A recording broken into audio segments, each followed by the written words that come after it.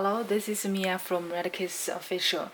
Today I'm going to show you how to pair the pager about T115. First, we can see that this pager is 18. You will see this, and press this one is cancel. Okay, now we can remove the plastic part and the paper. And when you want to change the pager ID, you can press the cancel key and the function key at the same time. And there are two lights, and you can change it to 15.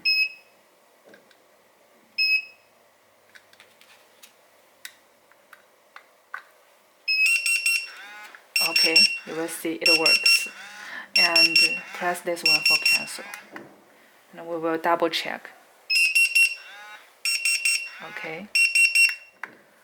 And that's it. Thank you. And if you have any questions, feel free to contact us at support@redkiss.com. Thank you.